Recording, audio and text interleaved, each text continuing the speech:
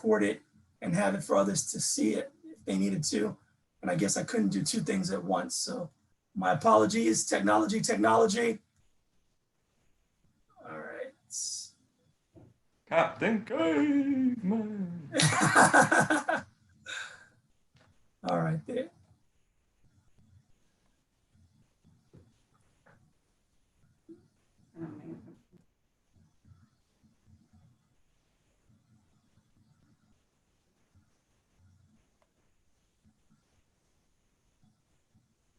Sorry about that, guys. Give me a second.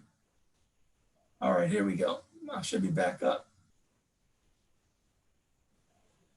You should be seeing my screen. There we go. There it is. All right, there it is. So we can kind of get into it. So I reached out to a lot. We have these conversations, whether it's by the water cooler or on the soccer field at the basketball court, which a lot of the parents, your kids play those sports, some competitively, some recreationally, whatever the case may be. And then at the end of the day, we had a pandemic that hit us. And our kids went from their normal routines and practice and all this that was happening outdoors, but then things were still happening indoors. And there was still an industry that was still going on and taking place. And what I've done is kind of put together a team of experts and individuals that are in this space and to really have an engaging conversation. So after we go through this, there's a chat feature on here that you guys can, just so we don't kind of have just a little bit of etiquette with the amount of people we have on there, you can type your question in there. If I can get you to call in on you, I'll do that. But if you're on a cell phone, you have to swipe to see other faces. If you're on your laptop, you know, we could probably see a good amount of people and then I can get you in. And if I see you raising your hand or saying something, we'll have you chime in on your question. A little bit on my end, like I mentioned, to those that do not know, I direct our sports management program at Johnson & Wales University, and we are heavily immersed and we do discuss the academic component and we do incorporate esports as an academic discipline in some of our courses. We have students that recreationally play. We're looking to design a team and we have an individual on here that can touch on that a little bit more on that relationship. And that particular individual, Tommy's on the call, Tommy Knapp, he left his career in professional sports to go dive right into esports. So I can't wait for Tommy to share that story on it. But after Tommy stayed on me all that time, I said, man, we got to do something. I was watching universities giving scholarships and we're dating back. This is back in 2014, right? Universities were giving scholarships and then it just kept going and going from there. So if you're talking about this again, just to put in perspective, this right here, what we see our kids do, right, is now giving them an academic scholarship. But beyond that, it's also giving them the opportunity to play professionally. I go back to the pandemic. A lot of you, if you were like me, we were missing sports, if you're missing professional sports. But I'm flipping the channels, and as I'm flipping the channels, I'm watching what I thought was a live game. And I look back again, it was a FIFA match, but it was a virtual match. It was the game, FIFA. Then I turn the channel again, and I'm watching an NBA 2K, and the broadcasting was amazing. And I'm like, what is going on here? I'm like, this is it. But I'm watching, I was so intrigued by it that I wanted something because we didn't have that opportunity with the pandemic. So this has all led me on my side to say, this is great, but I saw a situation happening at home. My two boys were on there, they're playing the games and they're different extremes. And one, I went to sleep and I thought that he was sleeping and I woke up in the middle of the night, he was still playing. Then he woke up in the morning, he had to jump back on, he was still playing. And I'm like, what is going on over here? You know, we had to have these conversations.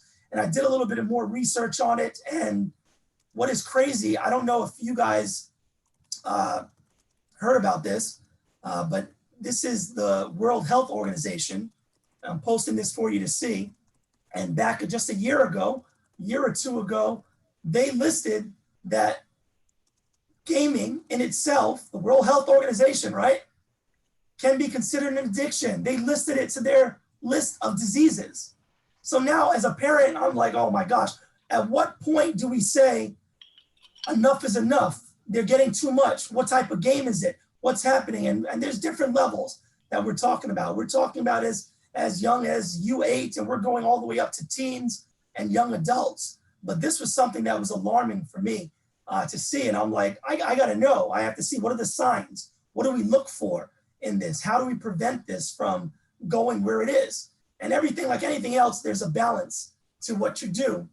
And some of our panelists can speak on how they manage it. Tommy is a parent, and he'll have some good advice. Bryce is on the call with his partner. Gidd is on the call as well, and they're going to be able to really touch on this a little bit more. On my end, it was all about opportunities, and I saw the opportunity outside of my education hat. I do consult in the sports, entertainment, and event industry. And when I saw esports, and saw what was going on just in my own household and just from the conversations, I said there had to be an opportunity to do something different. And in doing something different, I went ahead under my company, the influencer brand, founded the Esports Skills Academy. And our idea is to look at youth and provide programming for these kids between the ages of 8 and 17 through a virtual mode. So meet them where we're at. We always talk about this in college. Students are in a different generation now. They're on these devices, right? I don't like to give out my cell phone number for the students, but I have a mobile app. We use WhatsApp. We do so many different things in today's age to meet this generation where they're at. And I believe that can happen with gaming and esports, whether it's recreational or competitive. When you guys see this, a lot of us are here in South Florida right now, and some are chiming in from other places around the country. But when you see this, something like this, you probably quickly thought this was with the Miami Heat. And that's not the Miami Heat. But the Miami Heat and several NBA teams actually have a professional gaming team, right? So imagine that. Just put that in perspective. We're going to touch on that a little bit later. So just to kind of look out and just to keep our time going, we're opening up right now in terms of talking about the good, the bad, and ugly on esports. And then we're going to get right in with our panelists and have this discussion. And I like to call this series Behind the Influencer, because everybody on this call is an influencer. We all have a chance to make a change, right, in some aspects of our life, whatever it may be. So our discussion will really guide us towards that. We'll talk about the development piece, whether it's recreational or competitive. A lot of this will sound similar to those of us that have children involved in youth sports, whatever it may be, right? The whole model when we played rec and then we made the jump to travel. And then from there, we're thinking, oh man, if my kid's really good, they might be able to go pro. They might be able to get a scholarship. You're going to see that this may still be an opportunity when we talk about gaming and esports. And the only way I can say that is the research and the proof is in the pudding. Right now, esports also, just for those of us that haven't heard that term before, electronic sports is what we're talking about. When we think about that, I'm not going to get too detailed in it. The panelists can do a little bit more, but think of it as your competitive sport going towards professionalism in that particular area. Yes, I go back to this, right? We have a variation of sporting titles versus gaming titles, and we can really, Gidd, you'll do a good job honing in on that, and Tommy can touch on that as well. But this is just an infographic that I found that just really broke down. We're talking about currently, present day, 2020, $1 billion industry plus. Crazy, $1 billion industry. All right, so where does that come from? Sponsorships, endorsements. I'm not here to really touch too much on that, but watch this right here. Imagine this was your 16-year-old, because this kid right here, Booga, Kyle over here, he won just a couple years ago, $3 million in the Fortnite World Cup. $3 million, guys, $3 million. So I opened up with the World Health Organization saying that this is now classified as a disease. But right after that, this past, a few months ago, they came right back out and said, you know what? We need to partner with that area because everybody's at home. We want you to stay home. And the World Health Organization said, gaming is now something you should be doing. Your kids should be gaming. They're confusing us over here. So, with that, this is the setup, guys. This is our discussion for today. This is what we're going to be doing. This is what we're going to be talking on. And I'm really happy to have some amazing guests with us. I'm going to stop my share for a second. We'll come back on because Bryce, you have some additional slides and you're going to touch on performance for us, but let's get right into it. Let's get our guests going. Let's really have you guys introduce yourself so our participants and individuals that are on this call and people that may watch this again later on can really hear from you. I'm seeing you in order, so let's just go down the road, down the line. Bryce, if you can, Bryce is coming to us. Bryce, can I say where you're at now and what you're doing? I'll let you do that. Yeah, I got it. It's impressive. Go ahead. Sure. All right. So, hey guys, my name is Bryce. I am a 28-year-old sports performance coach out in California right now, and I have been working with Mamba Sports Academy. Well, now we're now back to regular Sports Academy after we retired the name, and I was the director, or am still the director of esports over there. Looking to transition into a different position in the esports world. Making sure that we're giving all of our athletes the entire picture and we're not just leaving out one thing. So I've been working with Ian. He's a strength and conditioning coach in Canada, also an avid gamer, and him and I are working together to teach and show the world about a holistic approach towards being a gamer. So being a gamer is not just, well, in back in the day, it was just about gaming. Now that we're going to talk about it, there's more opportunities than just having fun for gaming. And we want to make sure that every athlete, every gamer is looking at it as they're an athlete, right? They're an esport athlete.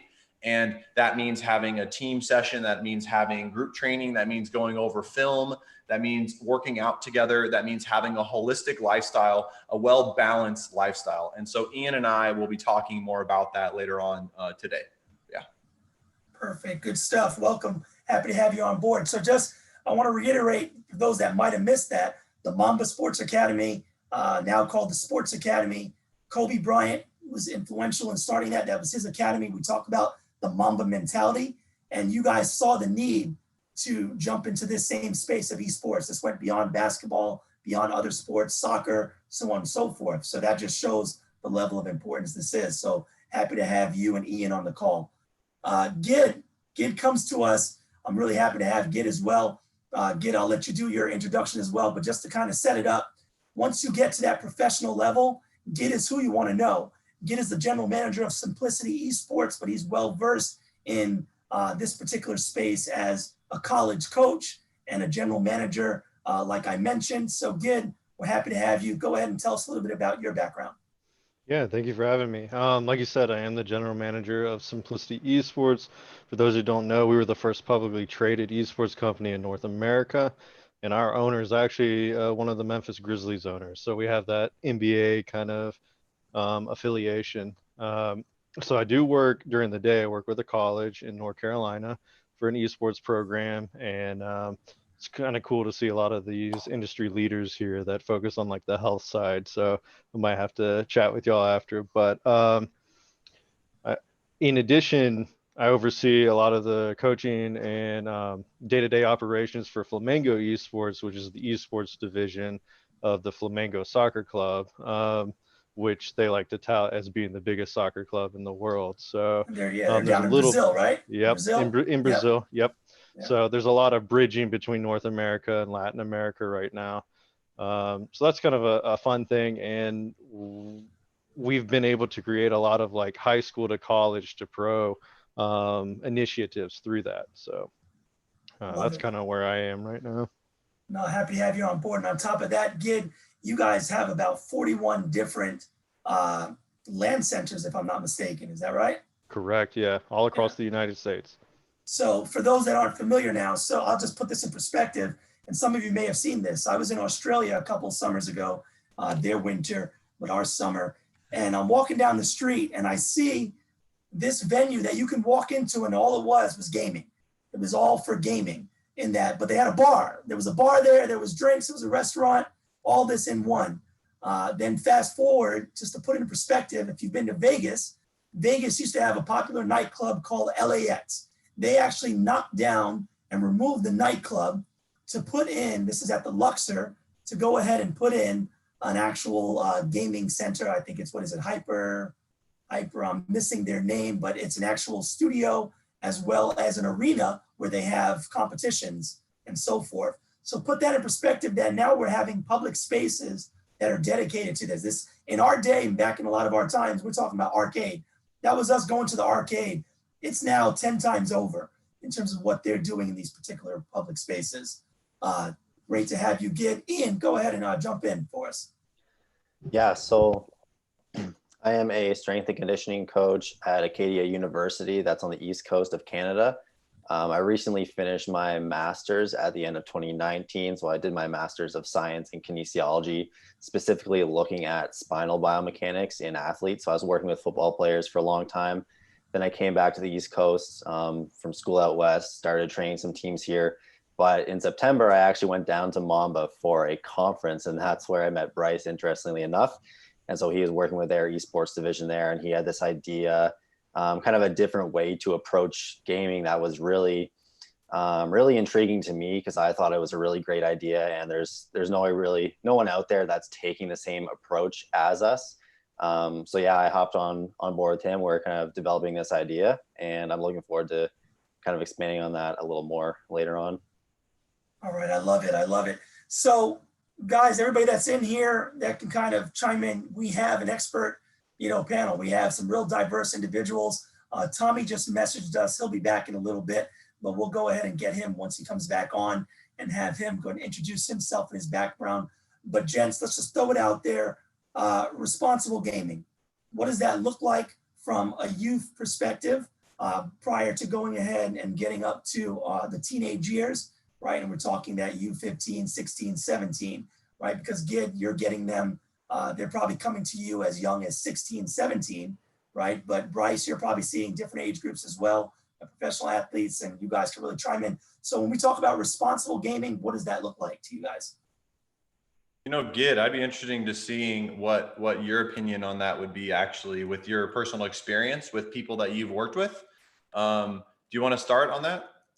Yeah. So typically I usually see ages like as young as 13, not on the younger spectrum, but I'll kind of speak on what we're doing with Flamengo and collegiate, kind of explain that when we talk responsible gaming, I get this question a lot from parents is, how do you approach it? What's too much? What's too little? And what I like to kind of compare it to is if you were football athlete, baseball athlete, and you wake up in the morning at 4 to go running, and then you break, and then you do weightlifting, and then you break, and then you do lunch. It's the same thing. You need that structure, right? You're not gonna, or at least I would never advocate for 8 hours of sitting in a chair and playing a game.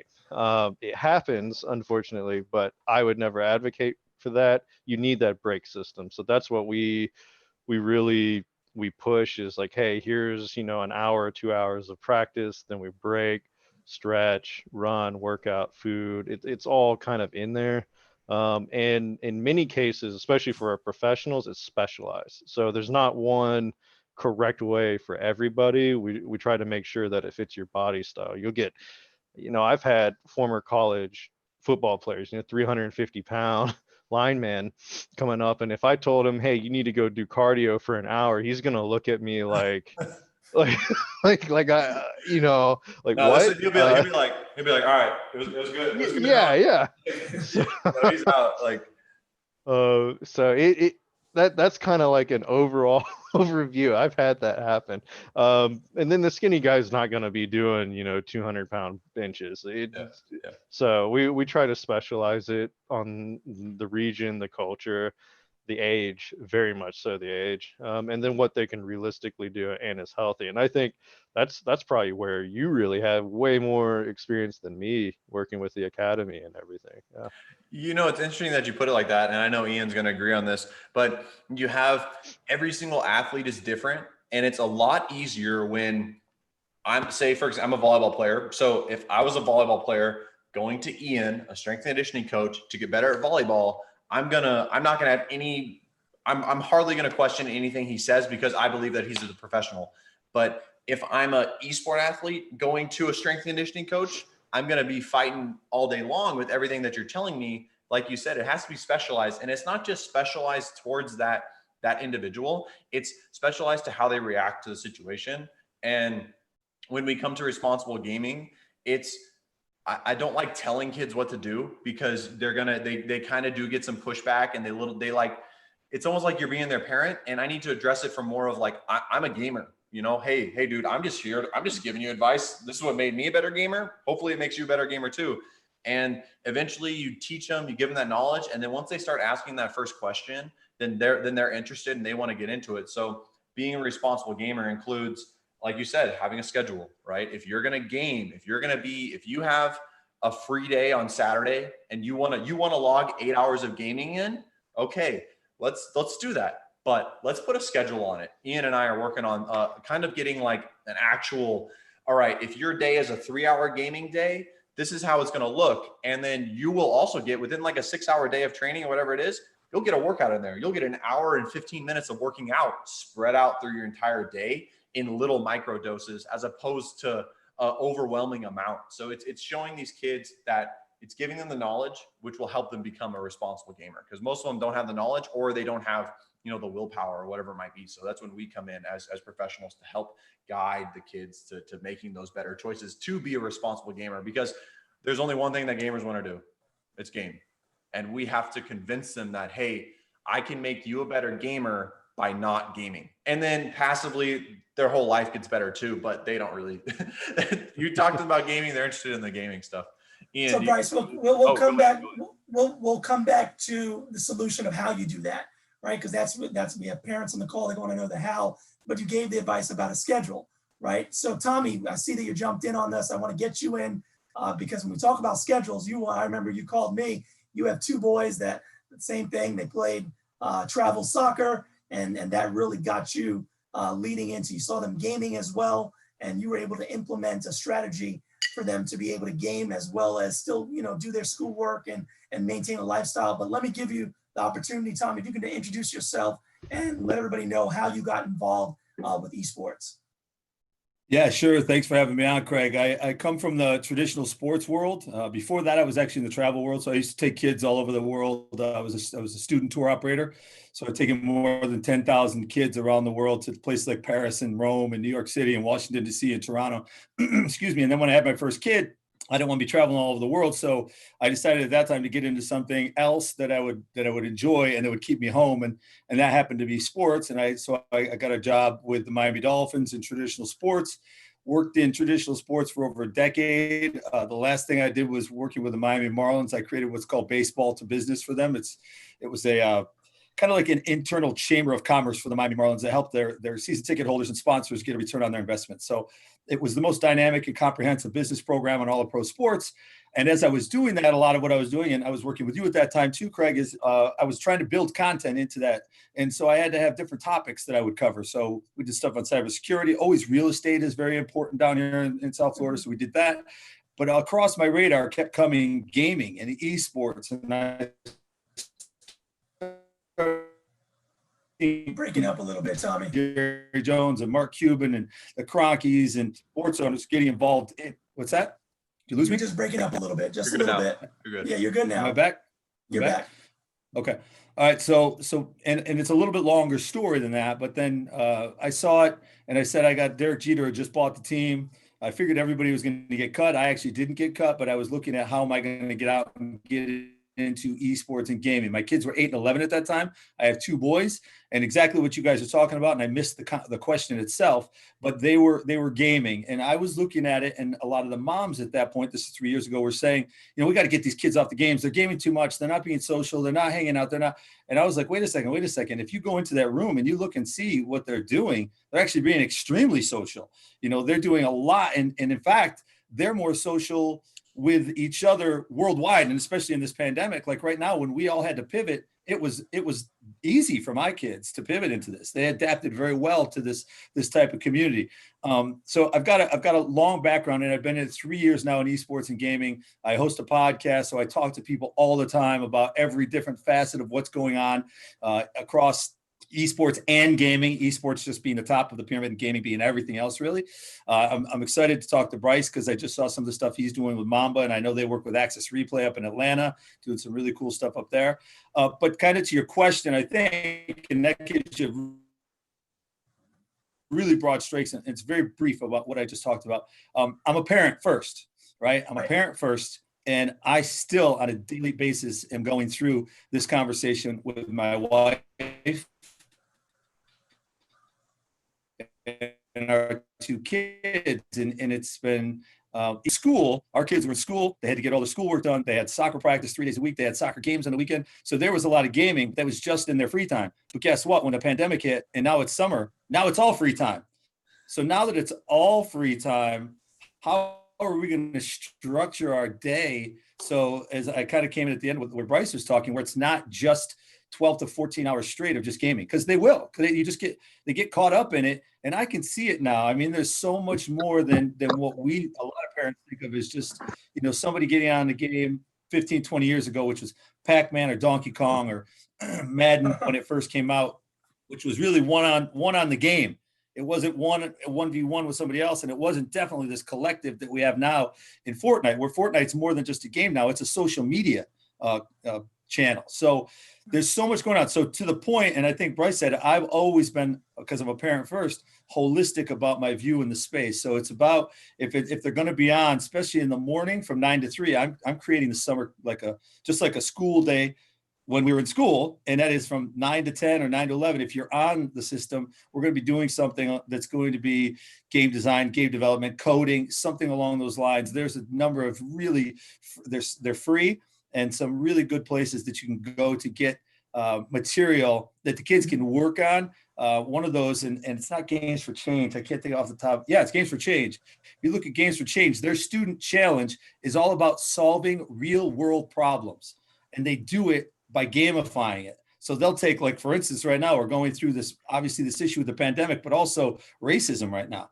So let's create a game around racism. Let's try to figure out what can we do by gamifying that. Same thing with the climate change and global warming. So I think, to me, if my kids are doing something along those lines, or they get into a Minecraft challenge where they're trying to build something, like a hospital for a pandemic, to me, that's really going along the lines of doing something that's real world and just isn't specifically on gaming. And then to Bryce's point, which is the one point that has been very important to me because I grew up an athlete, I think it's extremely important just for our quality of life, is we need to add in that physical activity. And I don't care what it is. To me, I've always said that about adults too. Listen, find something you love to do so you do it. I don't care if I don't care if you swim. I don't care if you bike. If you, like my wife was just doing yoga. I'm not big into yoga. I think that's what we have to do with the kids too, is find something that they would enjoy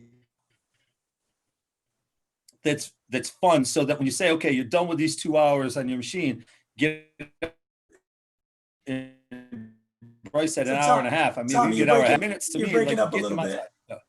You're breaking up a little bit. Am I back? But that was my point. That was my point. No, that was great. That was good material. That was good for us to kind of hear. I think the takeaway for the parents and guys, anybody on the call, now's the time that you guys, if you have any questions, write them in on the chat, and we can kind of bring it up to our panelists as we're carrying on this conversation. I want to kind of shift now, and still kind of staying on responsible gaming. We talked about, we opened up with the fact that the WHO, the World Health Organization, a year or two ago, listed it as a possible disease, addiction. At what point can we recognize these signs? So we're talking about putting them on a schedule and being healthy, but at what point, what are some of the signs of addiction? When does it come to the point where it's, that's crazy, we got to watch this, because now we're looking at the mental side of the game. And anybody can jump in on that. I'll jump in just quickly, but I'll let those guys then take over. The one thing I did want to say is, you guys all saw this 3 or 4 months ago, 8 months after they made that statement, 3 or 4 months ago, they said that gaming was very, very positive. It was something that really everybody should be, not everybody should be doing, but it was a very positive way to stay communicated. Also get yourself away from that discussion about this pandemic that was going on. so you could kind of lose yourself in gaming for a little bit. So they did make that statement. As far as addiction goes, I don't have the answer to that. I know am I lost again? Am I okay? You're good. Okay, because it said my connection was unstable. I think we just have to constantly. It's just like watching anybody. Everything has to be a balance, right? And so whether you talk about anything, you have to. I don't know the answer to that, Craig. So I will let those guys jump in. I'm watching my kids play, and I think if you can't pull them away, if they don't understand, now it's time for dinner. Okay, you can finish your game, but I'm letting you know dinner's in 10 minutes.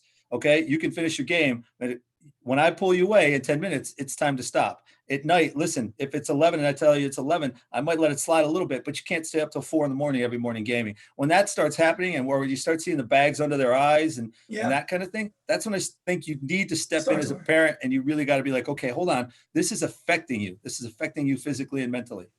That's a good point. That's the answer right there. Parenting 101, where we have to really parent them. Go ahead, Bryce. It's hard. So this is a mental health conversation that we're about to have. And I am by no means a professional in the mental health industry. I'm a professional in the physical health industry, but I have been, the first thing I address with all my clients is everything other than the physical. Because if you're not taking care of like the holistic approach, if you're not taking care of everything, then some things might start to crumble and they all build on top of each other. And one of the first things I start asking my clients when they come in is make sure that they're going to be having fun here. So I'm like, all right, hey, did your parents force you to come in here? And some of them are like, like 1 out of 10 of them is like, yeah, I don't want to be here. And then that opens it up to me. So, okay, I need to try a little bit harder with that kid. So then he's having a good time doing these things. If they can have a good time doing some type of activity, then it'll roll over into it having a positive, mental response, right? A positive response. And then they'll hopefully come back and do it. If with the kids in gaming, we have me and Ian talk about this a lot in our slide. And it's like, if you're losing out on sleep, if you're not drinking enough water, if you're not eating enough food, if you're not eating the right amount of food, then those things will start to affect your mental health. So it's so hard to just focus on one thing because it's a whole giant picture, but mental health is so important. And with everything going on, like cyberbullying is still huge. A lot of people are very depressed, and I've been in really dark places in my past, and I've helped get out of those places. And so I definitely offer an outlet to anybody that needs help or anybody that's in those places, because it's just giving people the knowledge that there's somebody else out there to help them, and somebody else out there that wants to listen. And there's more knowledge out there to help promote that positive, healthy lifestyle, because a lot of stuff going on in the world right now, there's a lot of positivity going on through it, but there's a lot of darkness underneath it.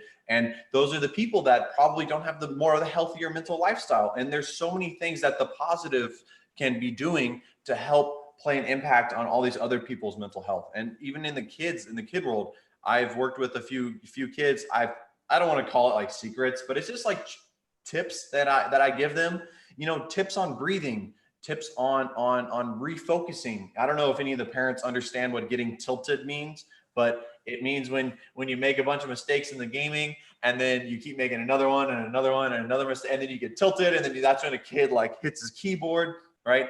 I've shown kids that, all right, we're starting to get tilted. Pause, step back, breathe, take an awareness of what's going on. Take an account of how you feel. What emotions do you feel right now? What is causing these emotions? And then from there, we can address them. And then that's how the kid, even an 8-year-old kid, can understand that. They can be like, I feel mad. Why do you feel mad? Once they learn the emotion, they can start to actually address it. And then that's going to be that's the first step towards understanding a way to have a better mental health over the whole thing, instead of forcing it down the kid's throat, because the parents are like, stop gaming. It's not good for your health. Why? Why isn't it good for my health? And then the parents like, because I said so, right? That's just a negative response to this. And we have positive responses that we now have the answers that are more positive, and they'll get better responses from the kids. Hopefully that answers the question. No, so is that kind of like raging? Is that the same thing? Yeah, raging. Oh, Use that tilting term. and raging are Tilting. similar, but yeah, they usually, if you get tilted, usually you end up And raging. you rage. Yeah, And you right. rage. Okay. All right, Raging all right. happens eventually. We want to stop that before it gets there. I hear that. I hear those terms. Oh, this guy, that kid's a rager, or he's. Why is my brother raging? He's raging. Okay. All right. See, we're getting things. So, JP, I saw your question. I believe we kind of touched on it as it relates to what do we have here in terms of determining the addiction signs or not, and how do you identify those signs? Bryce, want to add to that? Yeah. So, man, I honestly, the reason I'm so passionate about this is because I was addicted to video games. I have a very addictive personality, and I brought my awareness to that. And that was one of the first things that started me down this path towards more of a healthy lifestyle. When I was younger, I played World of Warcraft. I logged.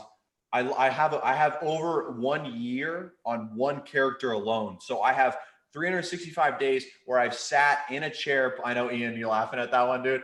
One character alone, I put a year into. And my parents would tell me that, Bryce, you can't be playing these video games. They would lock the internet box. And I was 12 years old when I first had to learn how to pick locks, because I needed to get into that internet box to plug my internet back in. And that's addiction, right? When these kids are going way past extremes, when they're raging, when they're hiding, when they're sneaking all these things, when they can't be with the family, you know, those are the signs that we have to be aware of. It's an addiction if they can't stop, right? The kid's like, oh, I can stop whenever I want. Okay, stop right now, child. No, 2 more games, mom, 2 more games, right? If they keep giving excuses, if they can't address what's going on, if they can't give a positive excuse to what they're doing, then that's probably when it starts becoming an addiction. Signs, kids YouTubing how to pick a lock. That's a sign, because like I did Now, whatever I could. now all we have to do as parents is just turn off the Wi-Fi from an app. Yes. Wi-Fi That's a off. lot That's easier. it. Now we Done got for the more night. control. And just in that particular room, just in their room, and then it's good to go. Thanks for sharing that story. That's a personal story on that side. So JP, I hope that answers the question, because even going back to you, Bryce, we talked about this the other day.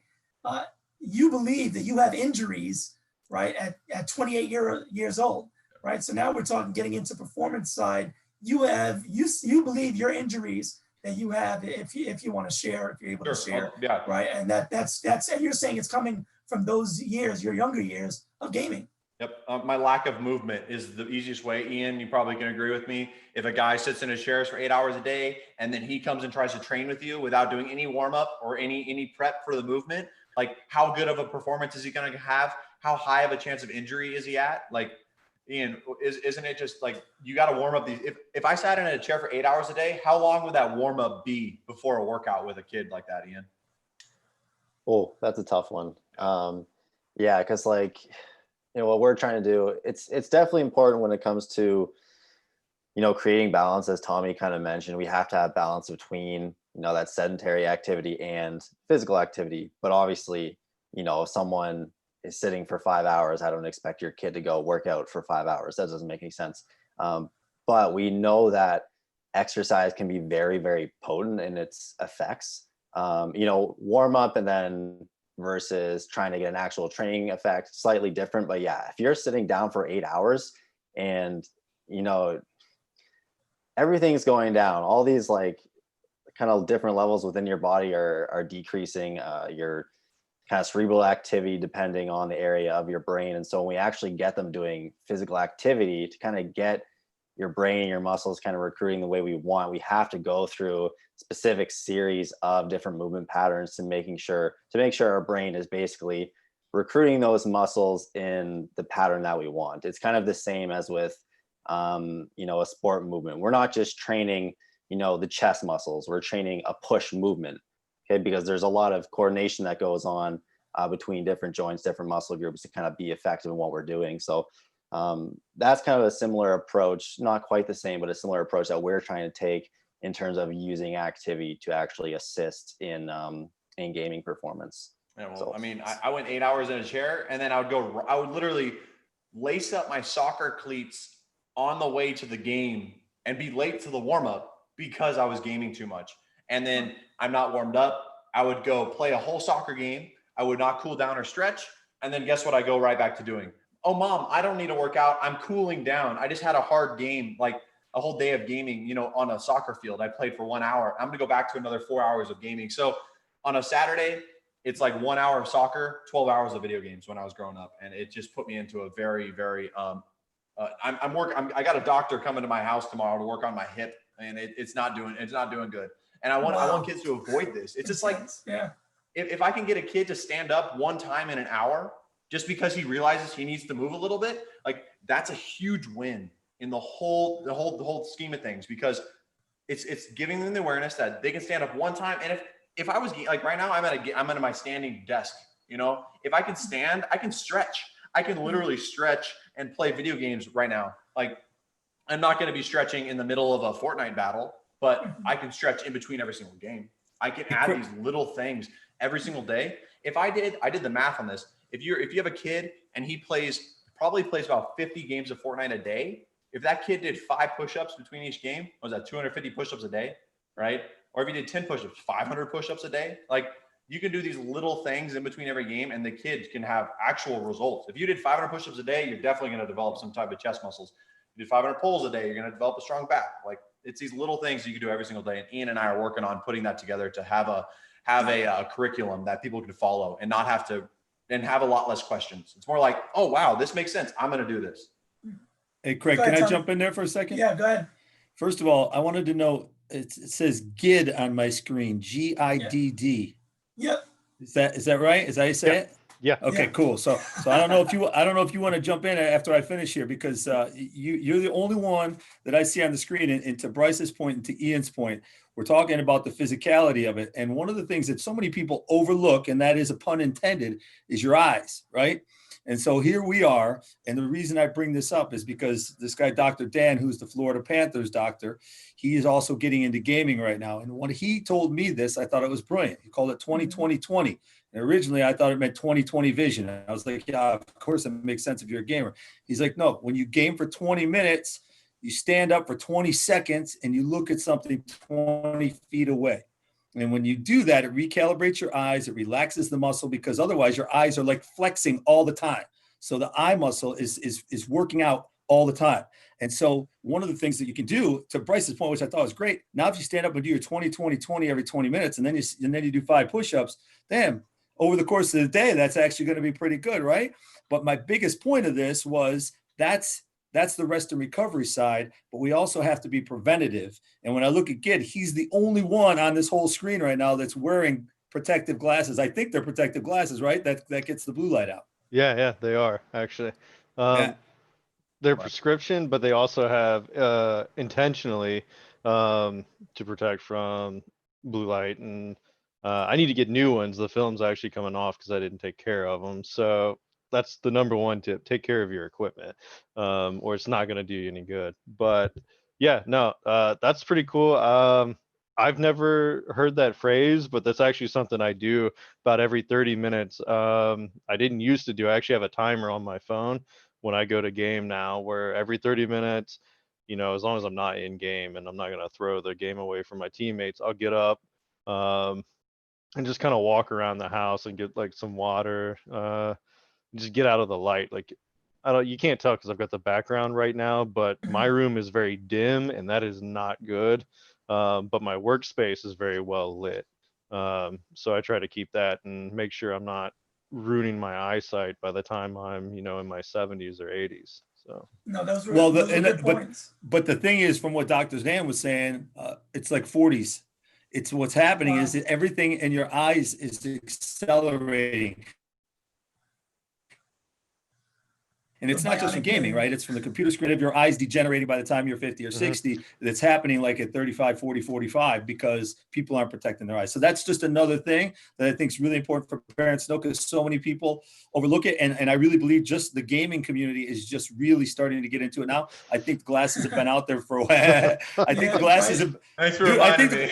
Listen, to me, it's crazy, right? Because I think the glasses have been out there for a while. And when Ninja, like a year or two ago, he got this deal with Red Bull, and he had this headband or this like scarf that was like the first piece of like a merchandise or gear that they put out there for him. I'm like, who's going to wear that? Like I was saying, like, I mean, maybe if you could, but dude, why doesn't he have a glasses deal?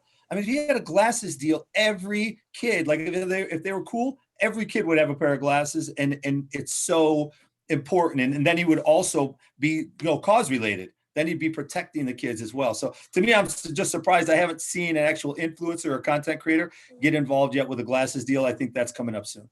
Any of the parents, did you guys buy your kids those glasses yet? We actually got them for ours, so they do wear. One likes to wear them more than the other, but that's definitely, in terms of preventative care, those are great points to kind of put into play. We have a question that we want to do a follow-up on. Can you expand on the social side of Fortnite?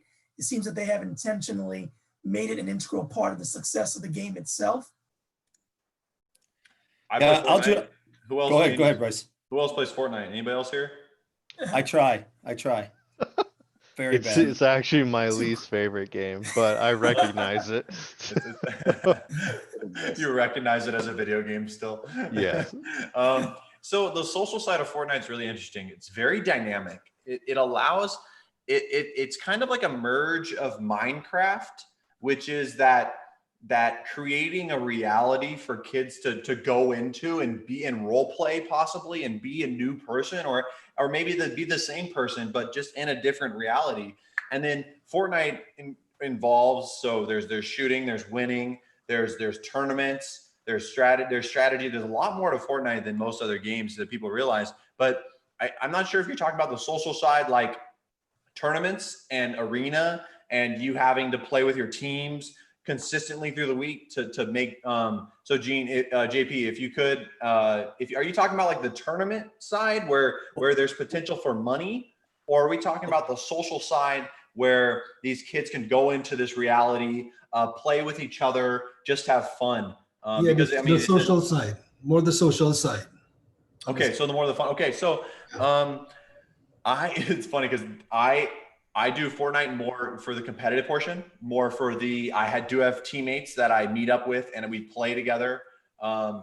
As the younger kids are definitely using Fortnite as an escape. They can go meet up. Imagine it's like going to the park, with four to 12 of your friends, and everybody can hear each other talk. Everybody gets to play with each other. You don't have to worry about how many footballs you brought because everybody has an even a percentage, in the game. Everybody's at the same level out, but as opposed to like going and playing football or volleyball or any sport, your physical capabilities limit you from participating at certain levels of the game. When you play Fortnite, if your friends are all friendly, it doesn't matter if you're terrible or ninja level, everybody will still have a fun time playing with each other.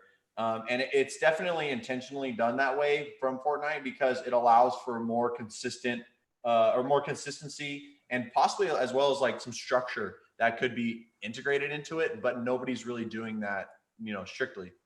Does that get a question at all? Yeah, and I got a couple things on that too. So first of all, on the social side, that was one of the things I mentioned at first, right? So with Fortnite, and you got to, I don't know if you guys can all be thrown back with me. I come back from a while ago. So a lot of the stuff that we have today didn't even exist, let's say 20 years ago, 25 years ago, to not make me sound real old. All right. So when I used to make a phone call, like just across the country, right? If I had to call from Florida to like Seattle or California or something, that was a long distance phone call. And you actually had to pay per minute on your phone to make that call. And sometimes you called somebody collect because you didn't have any money and they would have to accept the call and then they paid for the call. Well, when I was listening to my son playing Fortnite, probably a year and a half ago, not last summer, but maybe the summer before that. So maybe even 2 years ago. I was like, who are you playing with right now, Zany? Because we're always checking on them. We want to make sure that they're not playing with any creepers or anything, right? So he goes, I'm playing with Caden. I'm like, okay, Caden lives in Rio Vista right down the street. Luke lives in Victoria Park right here. And Omri. And I'm like, Omri's in Israel. He's like, yeah, so what? I'm like, what? You're talking to Omri right now? Yeah, I'm talking to Omri right now. So they're playing through the game, the social component, right? They're playing and they're talking to each other in real time around the world. So that's something that just did not exist. And that's where right now, if you're talking about the social side of things, where Fortnite, Reed Hastings owns Netflix. He said he was more afraid of Epic Games in Fortnite than he was of like Disney. Yeah. Because Fortnite has become it's not just a game that you play anymore. It's social media. And to that point, My kids right now, if I want to get a hold of my children, my 14 and 11-year-old, I can't text them. I can't call them. They won't answer their phone. I got to get on an Xbox and get in the game and chat with them or whatever so that I can actually get to them. That's how they communicate. They communicate through the Xbox. So if that's what you're talking about on the social side of things, it's massive right now. And that's why so many of the sponsors want to get involved and so many agencies try to understand it, because the engagement is ridiculous. So we talked about kids being on the game playing for 8 or 10 or 12 hours. Well, guess what? In that 8 or 10 or 12 hours, they're playing the game and they're engaged with all their friends. And their friends may come and go, just like if they did at their house or something, but they're always socializing through the game. So that platform has become and the last thing I'll say, and this is where it gets really crazy, right? And this is where we're going now with VR and AR and all this other stuff.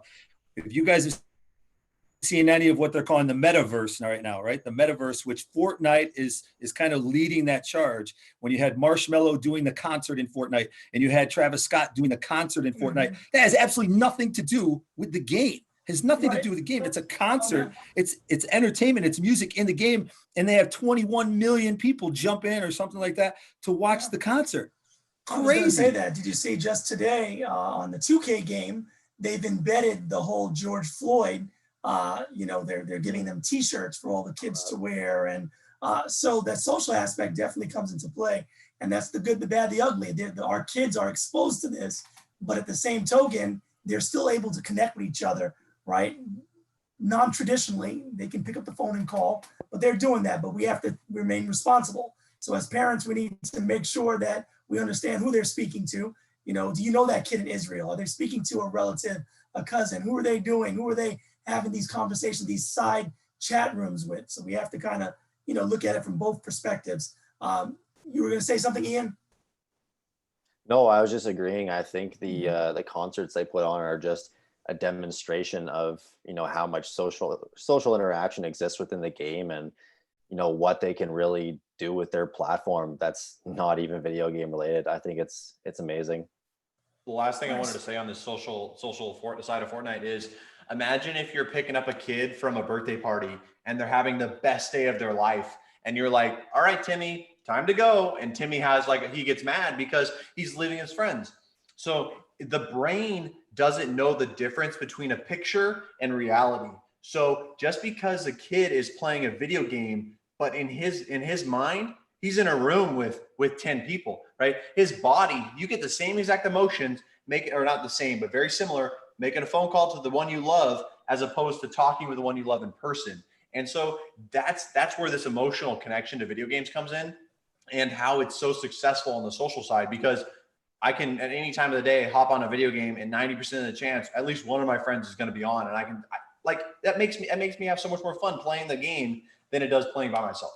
So just think about that as a parent. When you're, all right, kid, time to go. He's like, no, I'm with my friends. No, you're just playing a dumb video game. Like, there's more than to the video games than there was back in the day. All right, so we have responsible game. We're talking about all the various games and the various opportunities, what to look for as parents and the kids, some of the signs. We kind of move forward, and we get to you, Gidd, on your side, because now you're looking at some of these teenagers and saying, hey, there may be an opportunity for you to come over here and actually make it on my team. How does that work? What is it that you're looking for? What games are we talking about, right? And what is that overall opportunity? Because when we get to your level, Gidd, now we're talking about esports, competitive gaming. We're talking about that guy, the kid that I opened up with that won the $3 million and now going to a whole different phase. Walk us through that when it gets to you. Yeah. So because I'm in the collegiate and the pro world, I'll just kind of talk from the pro side right now, if that's okay. And in working in this industry, and I've been doing it for about 10 years before it was called esports in North America.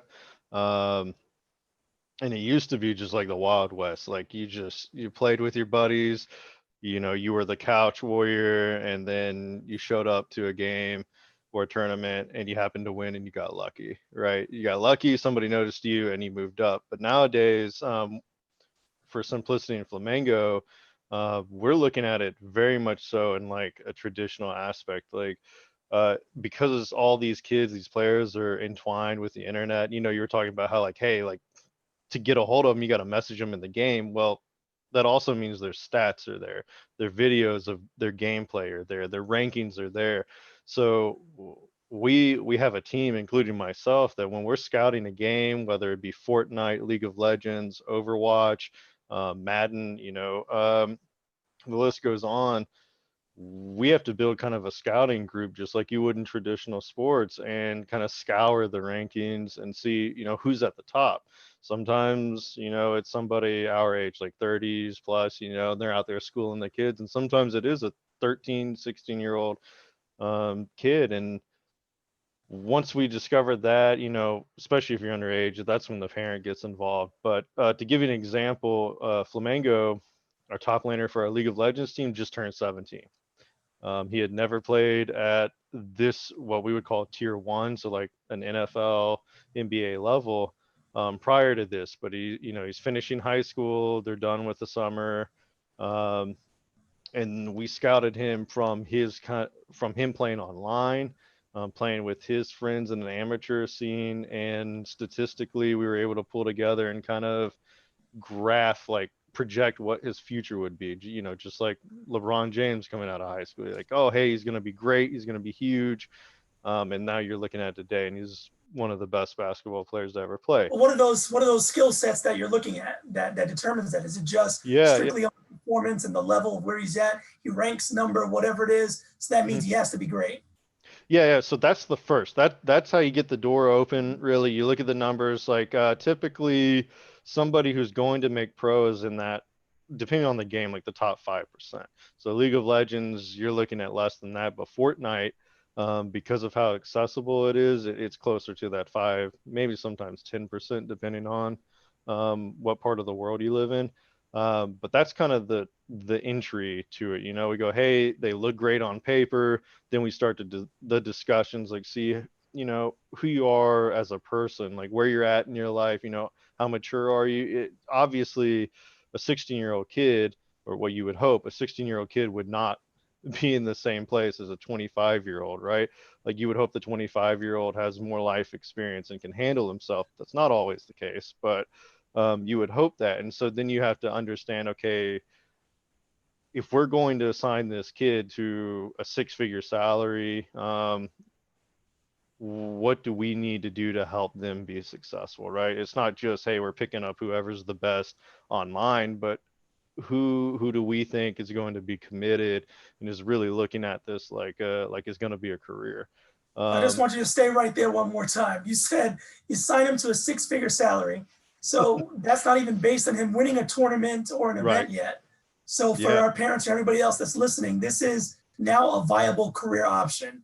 Like this is something that you just said, when we're talking about doctors and lawyers and every other profession that's out there, we're now saying professional gamer, where 6-figure salary, competing in a particular game, and then on top, and that's just you signing them. But then if they actually win some of those events, they get a piece of that pie as well, don't they?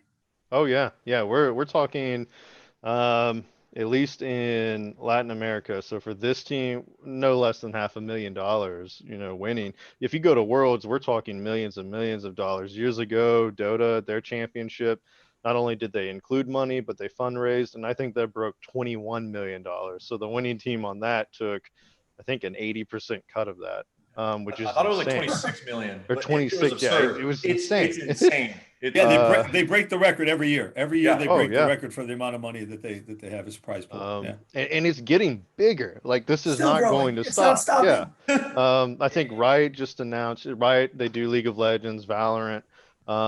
They just announced that the average salary for LCS players has broken 400,000 a year.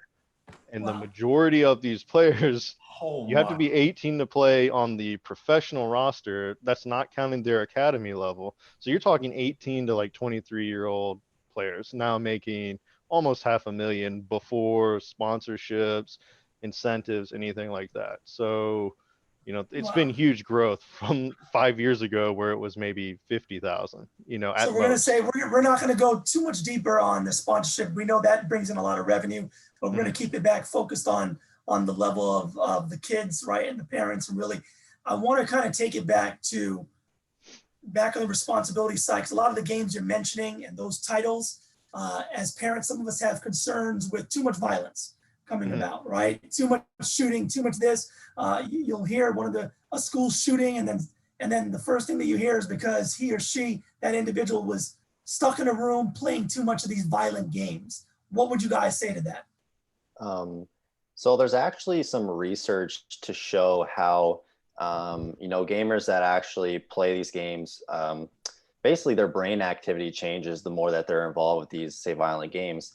And what they find is that basically the more that someone engages with this genre of video game, when they're actually exposed to something that's scary or startling, or in this case, violent, their response is almost numbed. So as opposed to, say you're a kid and you're watching a TV show and someone gets stabbed, and this is the first time you've ever seen that, and that's terrifying.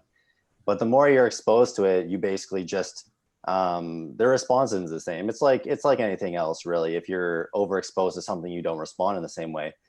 But there's really no association or any research at all to show that, that change in activity is actually linked to any sort of aggressive or violent behavior. We know that there's changes associated with playing video games, and then specifically with a certain type of genre that may expose them to a specific stimulus, but there's really nothing from what I have read to show that it actually causes them to be violent individuals. I would say that that is more of an underlying issue that would need to be addressed by like a professional On that side. That's a good way of putting it. A really good way of putting it. It's if you have a kid who's playing video games and starting to have a lot of violent tendencies, it would be because the kid most likely has some type of underlying psychological issues or some type of psychological thing going on within them deeply that needs to be addressed. And the answer might be taking away the video games from that person. But only time I've in my personal experience where I've seen people have a violent reaction towards video games is somebody with special needs, and they don't understand, their brains really don't understand the difference between a video game and reality. And then so somebody with special needs who their brain already has a little bit more harder time processing their reality and their, what's going around them, that's just how they react to it. So those are the very few percent that we should definitely pay attention to and address those. But the majority of it, like Ian's saying, it allows the kid to understand that this is things that do happen in life. And I don't think that they should be becoming numb to it. But when you get overexposed to something, your brain just down regulates its response because it's not going to respond at 100% every single time. And I think what would be the healthy thing is to address that. Hey, kids, you're watching a person get shot in the head 700,000 times in a year with a video game. We need to talk about how you don't care about seeing that anymore, right? It's not let's talk about how this makes you violent, because those are a lot less. I can guarantee let's talk about your reaction to these things and why we should just be, it's not necessarily you have to have a reaction. It's you should be conscious of your reaction, whether it's nothing or a whole lot. And it's teaching the kids how to be conscious of what is going on within them, which is at a very young age is very difficult to understand. But I've came across a lot of gamers that are way more mature than I would have ever expected them to be. I've talked to 13-year-old kids like I'm having a conversation with all of you right now. It's mind blowing because they experience a lot more than just 13-year-old kids. They experience the whole world, and that's what fortunately our phones have the capabilities for anybody to do that. That's a great transition into the good, right? Craig, can I say something? Can I say something there though? Yeah, let me just finish up on his thought right there about, because when we hear so much on the negativity side, and I pose that question, at the same token, we're talking about skills that are being developed in some of these kids, right? We're talking about problem solving. You mentioned, Tommy, about the hand-eye coordination, depending on how good they are, it could work either way. So there is a caveat there that we can kind of look at and be able to say, but go ahead and jump in. Yeah, so we're talking about being violence, and that's a conversation I have oftentimes. And so I think each one of us on the panel probably has some certain I would say expertise, right, in esports and gaming. I don't know if any of us have the expertise in knowing, exactly why somebody's violent or not violent. However, there are resources out there, and the International Game Developers Association, which is the IGDA, they're a good one to go to get resources for that. The IGDA, Renee Giddens is the executive director, and she's actually spoken on Capitol Hill about that very topic. And there's a lot of science out there behind what Ian said and what Bryce said that does not show there is any cause related, anything that's cause related that would make you violent simply because you play video games, even if they're violent video games. And it always reminds me of like when I was growing up, and it was the rock lyrics, or it was and you see Dee Snider from Twisted Sister up on Capitol Hill, and it's just because people don't understand. So if they don't understand and it's not part of what they're used to, they're going to come down on it hard without understanding. But the science does not back anything up to say that a kid that plays video games is going to be more violent than not. And so I would suggest, because again, Renee is a perfect person to have on this panel right now, because she got up and talked about that specifically in the science behind it. So the IGDA is a good resource for that. Can you type that in the chat, Tommy, just for anybody to? Oh, sure. Please. I'm trying to write it down. You're doing it down. Love it. No, guys, it's been great. We have a few more minutes before we kind of wrap up, and I'm happy that everybody stayed on with us and kind of joined us through. So any last minute questions, you guys can jump in. But what I want to kind of touch on and getting kind of wrapping it all up is for everybody to really understand. For me, I'm an educator, and I like to connect the dots, right? Tommy's a connector, right? Everybody we can see, we'll network with each other, and you hear it. And the idea is about providing these solutions for our parents, from other parents, for our kids to really excel in this. And we've kind of been given the tools on terms of where we want to go with this. So as much as some of us, myself included, too much gaming, doing this, it's about a balance is what we're hearing, right? We're hearing that we have to have that balance. We have to be able to check them. We have to be able to take some time and step back, have them understand, their body, their physical times, right? When they need to be there. I was going to have, I'm not sure if you know this guy, Tommy, Dr. Anderson. He's the sports psychologist for the Marlins, the Panthers, as well as the New York Mets. And he couldn't make the call today, but we'll try to bring him on for another session. But, he is in this space as well. He's now going to speak to esports athletes. So for us to think about that, the mental side of it comes about. And, we can't say we're fully experts on that, but we've done research, a lot of us, and we can touch on what's out there. And we've shared some of that info for you guys to look at and follow up on later. But that's another part of it. That's a big component for us to understand. And we have to do it as parents and being responsible. But on my end, the idea was, let's bring people together. Let's go ahead and see if we can take this moment to talk about it, to have this conversation and others. When we had the pandemic, we were stuck. We couldn't go out and have our kids. We did it somewhat, but the parks were closed, right? So if this happens again, do I give up on my child? What can I do if they're playing? Or is there an opportunity for me to say, a lot of us are heading into the summer, and if we are parents, right, what are our kids going to do if the parks still aren't open, right? What can we do with them? And on my end, I said, I'm all about the solution side. And what would that look like? And, reaching out to some of these individuals like Bryce, we said, well, we can still do a virtual camp. We can still go ahead and have individuals that are panelists here. We can still go ahead and get, if some of these kids are good, we can get them to go ahead and think about going, whether it's to college on a scholarship. Tommy's working with Johnson & Wales University, where I teach. We're writing curriculum that's looking at that. So there is a pathway for them to look at, but it starts similar to the basketball. We have parents here with kids that are in travel basketball, travel soccer. It's almost like this is the same path, but we don't have it in esports yet. And what I'm doing on my end and working with some of these individuals on this call is saying, hey, let's see, is there an opportunity for us to have our kids, do a camp where they can still game for a little bit, but they're going to get curriculum, they're going to get education, they're going to get performance training, right, that they haven't gotten before. They're going to hear from some of these individuals, and right, we know they're limited time span in terms of how much we can do, so we have to allow them to game. But what if we were to have them game where they're gaming for a purpose? They're doing a tournament where they're able to go ahead and play their favorite title this particular week. The next week they're doing another title, and they're actually able to win prizes. that comes into play. That's what a camp is, a physical camp that you can think of, a lot of us as parents. So Gio, thanks for coming on. I'm happy that you guys were able to be here as well. Any last minute questions or thoughts for our panelists? I know you're itching to jump in there and kind of give us some additional solutions. You already touched on ergonomics and getting up and standing up, but what are some of the things that the Mamba Academy, does when it comes to esports and really having these kids train? Okay, that's again, remember, Mamba. We were Mamba. Now we're back to regular Sports Academy. I still catch myself all the time, but it's the mission, right? Yeah. It's before we were Sports Academy. We joined with Mamba.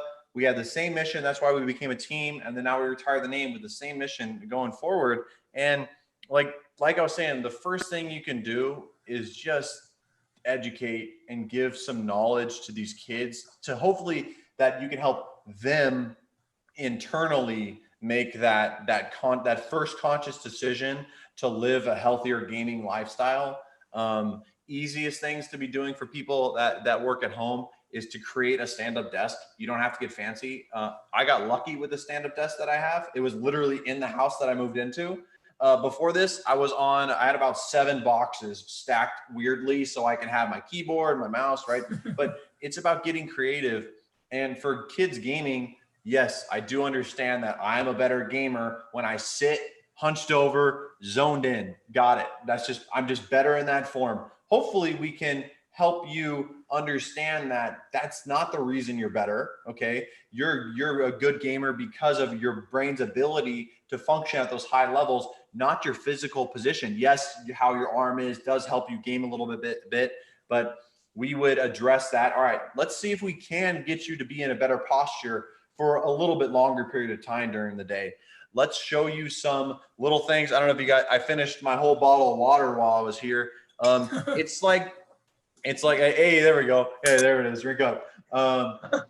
It's like, all right, if you drink more water, your brain's going to be able to function at a higher level just because you have more fluid in your body, right? If you have more good fluid, right?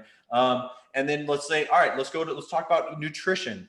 Ian and I are actually working with a registered dietitian as well with presenting these packages, and it's showing the kids, again, not telling them, showing them that, okay, yes, a soda is tasty and it gives you a quick fix or whatever you think, but I can give you this fruit, which is going to give you a better, longer, extended period of energy. It's healthier for you.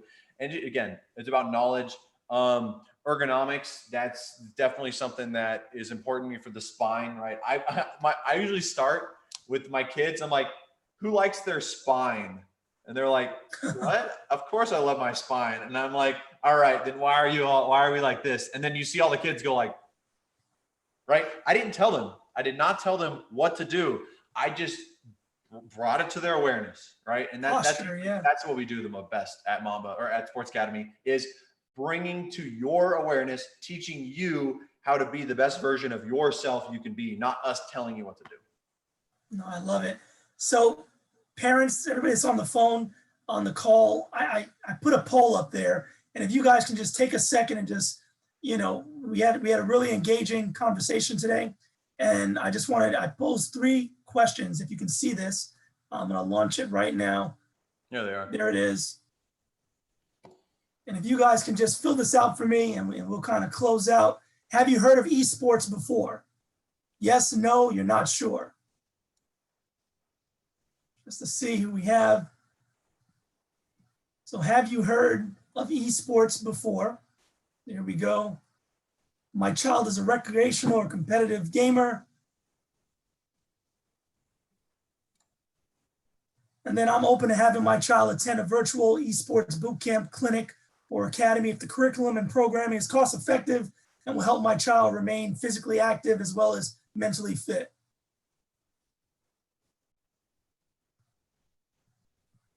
So that's good to know what we're dealing with. I mean, just as we see this poll in real time, 75% right now have heard of it, 22% have not. What we're seeing is 67% of those that responded, your child is a recreational competitive gamer, right? So we really differentiated between those two, and almost everybody is open to have your child attend a virtual esports boot camp. So So I love that. Thank you guys for participating in this. I want to go ahead and thank all of our panelists today, everybody that was here. This was amazing. I hope it was informative. This will be rebroadcasted and shared for us to kind of continue the conversation on. We'll talk again offline, but I'm really confident that if more people come together, especially in this world of esports I'm talking about, and we're looking at our youth strategically and not just for monetary compensation, but always as a parent, that I think that we can make change and really have this to where our kids are going to be responsible gamers as a whole. So thank you, everybody. Thank you again, guys. Thank you, everybody, for joining us. Everybody stay safe, stay healthy. I'll talk to you soon. Hey, Craig, can you make sure all the parents get information? If they have any questions on their kids' health and wellness, please let them reach out to me. More than willing to help. I'm going to drop my email in the chat just so everybody can have that at Love least. it. Can I share? Is it okay to share the PowerPoint, or is that PowerPoint shareable? Or you want to know? Hold on. If they want it, we'll do for questions. I got you. I'm with you. I'm with you. No, that's fine. A great PowerPoint. If they're interested, they can reach out to us. So Gio will give you more info. Everybody had to register, so we'll go ahead and follow up and set a date. But we're looking at the next couple of weeks, starting our first session. Really just trying to put together all the content and the programming. So this was something that all the feedback's been great, and when we get off a call, a lot of us will follow up and we'll do something that makes sense for everybody. So great questions. I appreciate it. All right. Thank you so much. All right, everybody. Thank you, Great guys. job, guys. Everybody take care. Good stuff. Great job. Take care.